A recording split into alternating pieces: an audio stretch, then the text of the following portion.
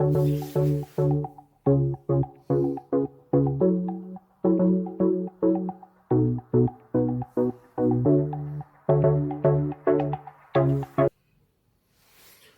दोस्तों। जब हम लोग कोर्ट पे खड़े होते हैं, ज्यादातर जो फैमिली कोर्ट्स होते हैं उसमें खड़े होते हैं, तो देखते हैं कि माँ और बाप, जो माता पिता हैं बच्चे के, वो किसी तरह से कोशिश करते हैं कि बच्चे को अपनी कस्टडी में ले लें, अपने अपने पास रख लें, और उसके लिए तरह तरह के एविडेंसेस लाते हैं, विटनेस लाते हैं, और कोशिश करते हैं, उनके वकील भी बुरी तरह से लड़ते हैं, और वो कोशिश करते हैं कि आप बच्चा उनके पास आ जाए। तो जो मैं आज आपसे डिस्कशन करने जा रहा था वो था बच्चों की कस्टडी से रिलेटेड, क्योंकि लेटेस्ट केस अभी जो आया है, पी कृष्णा कुमार, जो केरला हाई कोर्ट के वैकेशन के जो जज थे, उन्होंने एक डिसीजन दिया है रिगार्डिंग कस्टडी ऑफ चिल्ड्रन, बच्चों की कस्टडी के रिगार्डिंग। उन्होंने कहा है कि बच्चे की जो परवरिश है, जो बेस्ट तरीके से परवरिश हो सकती है मानवता के हिसाब से, जो उनके उत्थान के लिए, उनके प्रोग्रेस के लिए काम आए, उस हिसाब से हम कस्टडी देंगे, और उसमें दोनों का शेयर बराबर है, और बच्चे का हित सबसे ज्यादा सर्वोपरि है। यह बात उन्होंने डिस्कशन किया, इसलिए मैं इस टॉपिक को लेने जा रहा हूं। नमस्कार, मैं आपका दोस्त मयंक नरूका। इसी तरह के टॉपिक्स लाता रहता हूं जो कानून से रिलेटेड है और अपनी डे टू डे लाइफ से, जिंदगी से जो हमको प्रभावित करते हैं, इस तरह के केसेस और डिस्कशन लाता रहता हूं। आप मेरे चैनल को लाइक करिए, सब्सक्राइब करिए, शेयर करिए। व्यूज तो बहुत आते हैं, पर आप लोग सब्सक्राइब करने में कंजूसी करते हैं। ध्यान रखिए कि बहुत लिमिटेड लोग ही इंटरनल मैटर्स पे वीडियोस बना रहे हैं। धन्यवाद। तो इससे आगे बढ़ते हैं, तो हम लोग बात करेंगे बच्चों की कस्टडी के बारे में। बच्चों की कस्टडी जो है वो कई चीजों पर आधारित है इस समय पे। उसके लिए कई एक्ट्स हैं, जिसमें हिंदू फैमिली लॉ से प्रभावित होते हैं, मुस्लिम फैमिली लॉ से प्रभावित होते हैं, या मुस्लिम लॉ से प्रभावित होते हैं। इस तरह के केसेस आपने इन्हीं एक्ट के द्वारा संचालित होते हैं। इच्छा का सिद्धांत मतलब best interest of the child and best wishes of the child.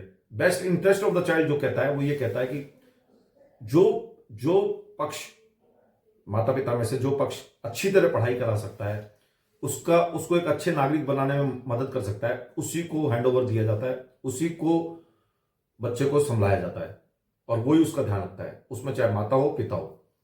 दूसरा जो तरीका है वो ये है कि best wishes of the child. ये जनरली 5 साल के ऊपर जो बच्चे होते हैं उनके लिए ये वाला जो क्राइटेरिया है वो फॉलो होता है। उसमें बच्चे की इच्छा पूछी जाती है, वो किसके साथ रहना चाहता है, वो माँ के साथ रहना चाहता है या पिता के साथ रहना चाहता है, इस पे भी आधारित रहता है। पर इन दो सिद्धांतों के अलावा भी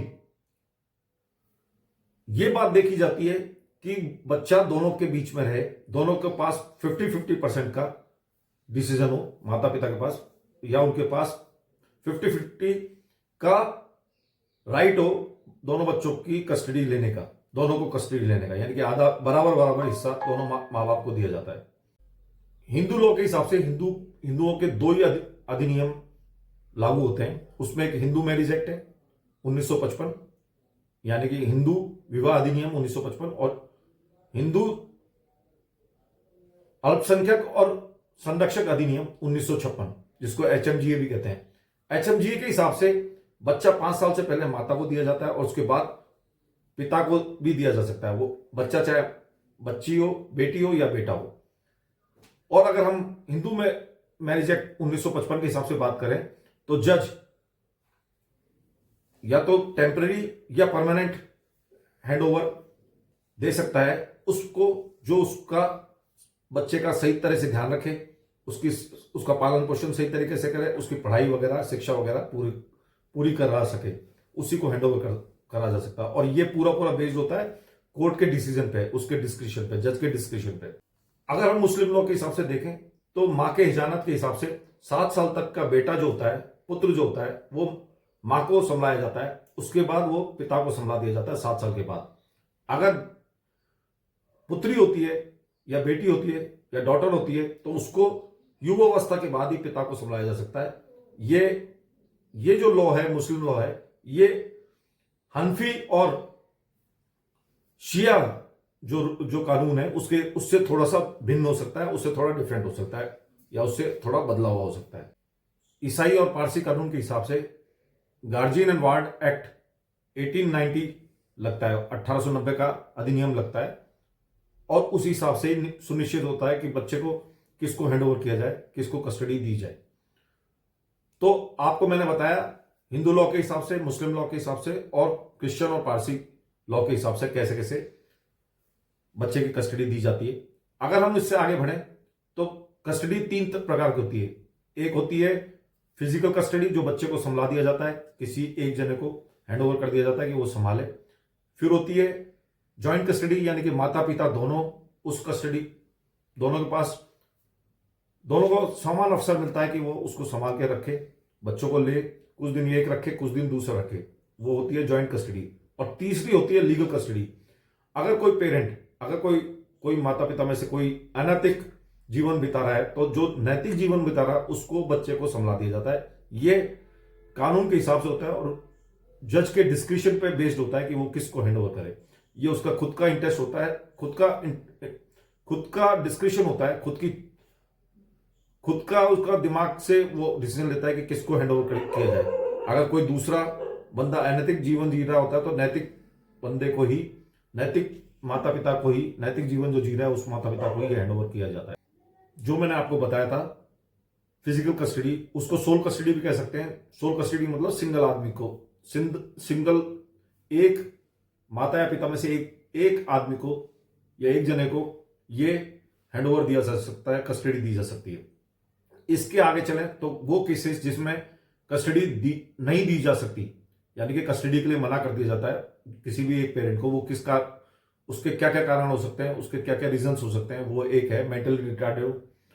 अगर इन माता पिता में से कोई मेंटली रिटार्डेड हो या अस्वस्थ हो, दिमाग से अस्वस्थ हो, तो उसको हैंडओवर नहीं दिया जाता। दूसरा है अगर आपराधिक प्रवृत्ति का आदमी हो तो उसको भी हैंडओवर नहीं दिया जा सकता, क्योंकि अगर वो अपराध से में सम्मिलित रहता है तो वो बच्चे की परवरिश क्या करेगा।